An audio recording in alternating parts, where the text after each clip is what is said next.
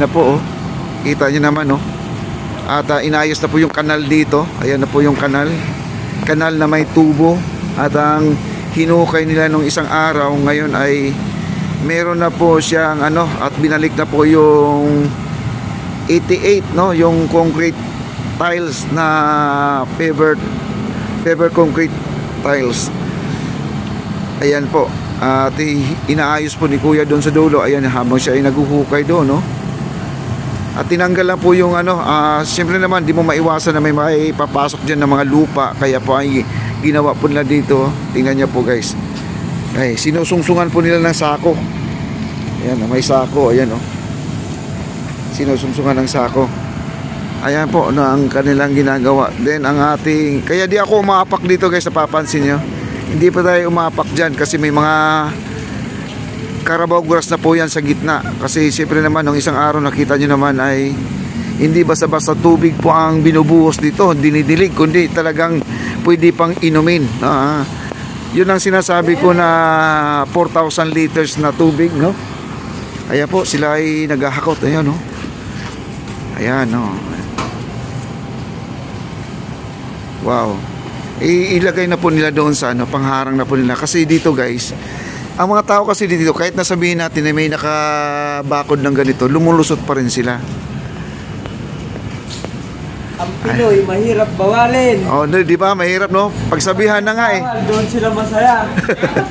Ayan guys, ha? Di ba? Nakailang saway na kayo dito, sir? Ha? Ilang saway na kayo? Magkasawa, Anli saway no. Ayan, guys, ayan guys, ayan no. Kaya hinarangan na po nila. Pati yung tinutungtungan ko ito, kasi minsan kasi umupo na rin sila dito. Kaya hindi pa nga tapos guys. Ayan, excited na po sila umupo dito sa mga kahoy nating upuan. Ayan, kita nyo naman. Ayan sila, Kuya Paul, sila po yung nag-aayos ngayon dito. Si Foreman po yan, si Foreman. Ayan o. Makinig kayo kay Foreman. Ayan, haharangan na po nila guys. Yung mula dito, ayan po, nagtanggal na po sila doon no. Ayan o. Inangat po ng crane. Ayan po ang napakalaking crane natin. Yun po yung mga nagbabaon sa mga pilote guys. Itong crane na yan. Ayan o. Nakahang po ang kanilang bakod o. Yun o. Binuhat ngayon nila. At sila po ay mag-aayos na po. Nahaharangan na po nila lahat ng mga parte na dinadaanan po ng mga tao na ayaw po na magpapasaway no. Mamaya-maya papansinin nyo, may lumulusot dito sa mga canvas na yan no. Yan, yung canvas na yan. Kasi gusto, ayun na, may bababa na naman guys. Ayan o, ayan o, may bumababa o. Ayan. Pag napapansin naman nila ay sarado, ay kailangan po talaga babalik. Ayan po, bumalik na po sila guys. Ayan, bumalik sila. Ayan. Ayan o, sarado. Nakikita po niya, sarado, tinuturo po niya. Kaya balik na po sila. Ayan guys, at pansinin niyo po ito. At nakahang po itong malaking bakod no. Bakal po yan, bakal.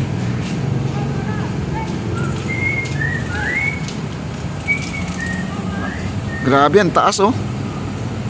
Ayan, tinatanggal na po nila utay-utay guys. Kasi isipin nyo man, January, February 7 to 15 guys. Isipin nyo naman, yun na lang yung pitsang nalalabi dito sa ating maestran sa Port Santiago.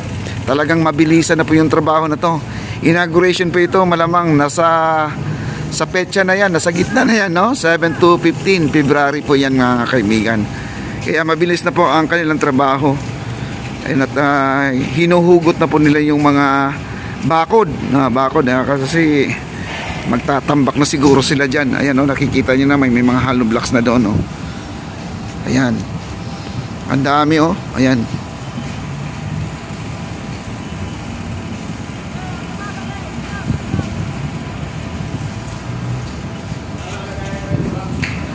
Ayan, at niligpit na po nila kasi napapansin ko itong may mga bakal na dyan o.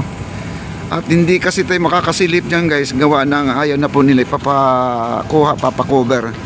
Kaya dito lang po tayo at makikita naman po natin yung mga ginagawa nila. Kahit malayo, update pa rin tayo. Yun. Dito guys, at puntahan po natin. Marami po talaga pumapasok dito. Kahapon nakita ko si Tatang lumusot lang dito sa canvas. Tuloy-tuloy po siya guys pumasok doon sa loob ng ating maestransa. Akala ko naman siya ay empleyado o siya po ay kasama nila Kuya Paul. Yung pala hindi guys. Pabalik-balik siya dito, no? Hindi ko lang alam kung ano po ang purpose niya doon dito. Ayan po at ito yung steel matting guys na sinasabi ko. Ayan, no?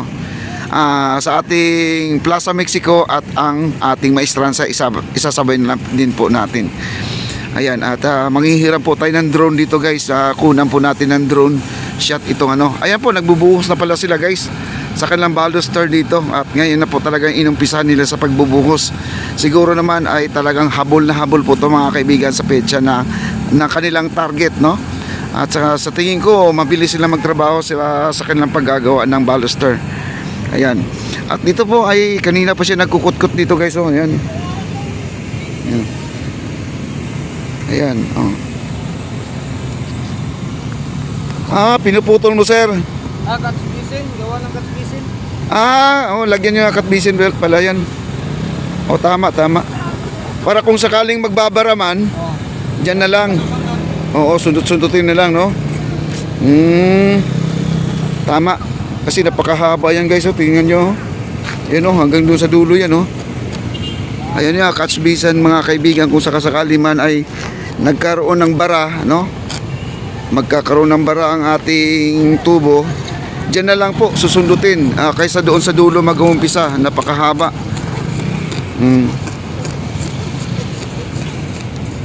Wow, grabe. At dito guys, nagtatanggal sila ng ano. Ito na po, natapakurbada na po ang kanilang ayan mo, napapansin nyo. Ayan ginagawa na po nila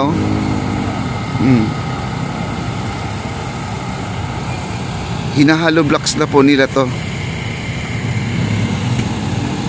At dito na po sila kuya na naghahalo ng semento.